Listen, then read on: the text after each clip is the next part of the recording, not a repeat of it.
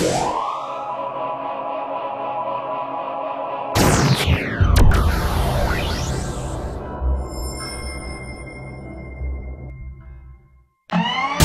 guys, Ray from Green Apple Painting here, and I'm going to give you guys a quick tour, a guide, a tutorial of painting tools. The pan. Most homeowners get the kind of really small, dinky pan.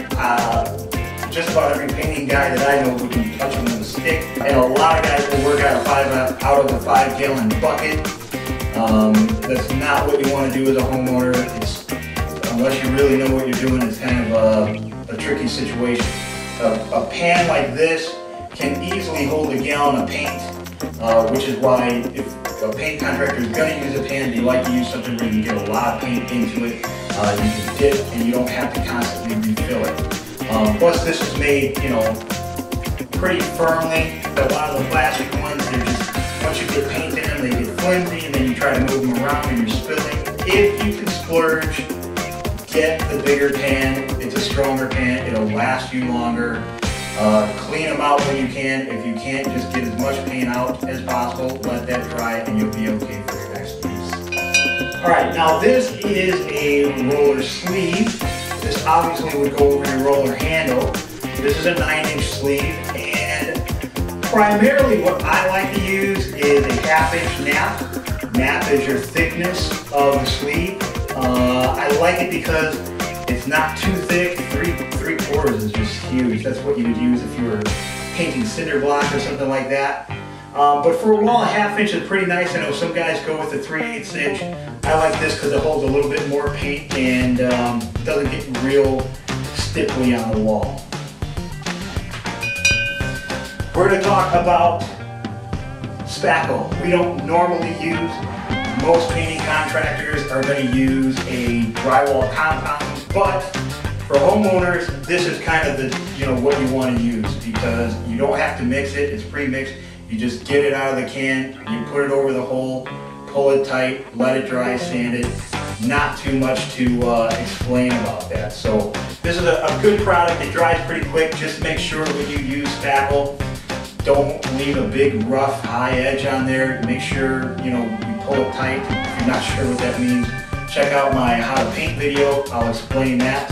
This here is probably the second most popular item that you'll see a painter use, and this is a 5-in-1. But basically, you've got it's a putty knife, it's a scraper. You've got this edge here, which you can use when you're cleaning out sleeves.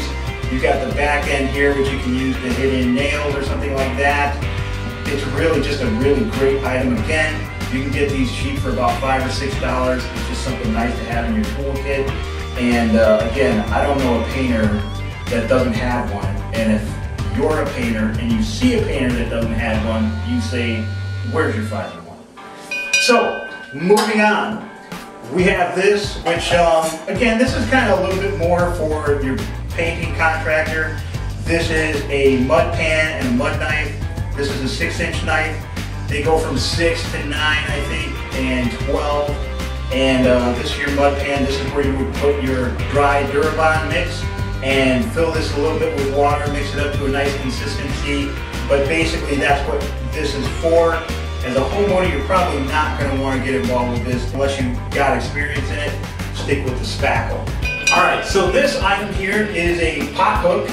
This would be used if you are going to be on an extension ladder, usually outside, or if you've got a really tall ceiling and you can't hold on to the ladder and hold on to a brush and hold on to your paint can, which I don't know anybody that can.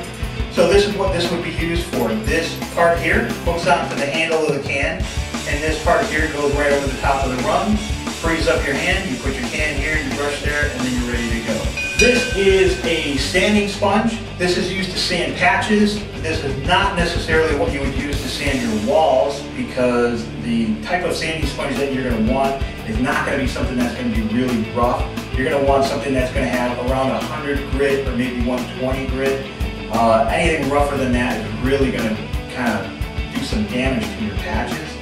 And this one actually kind of has a nice beveled edge, and it's kind of a little bit easier to get into some corners if you need that. But most of them just come in a nice square block, They're just as useful as these, so they're a great item to have. All right, this item is a fan. This is a contractor grade fan.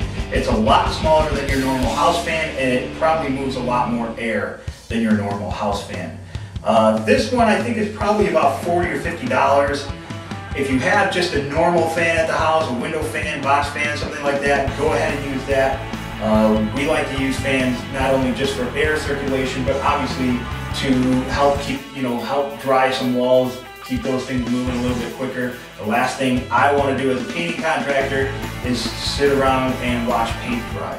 All right, that covers it. We've gone over quite a few things here. I hope this has been helpful. If you have any other questions or comments, obviously you can email them to me or you can leave them below. You can also visit us at gogreenapple.com. We've got articles on how to paint, how to select paint, and we also have the how to paint video. If you haven't seen that, check it out. Other than that, I hope this has been helpful to you, and we'll be posting some more videos soon.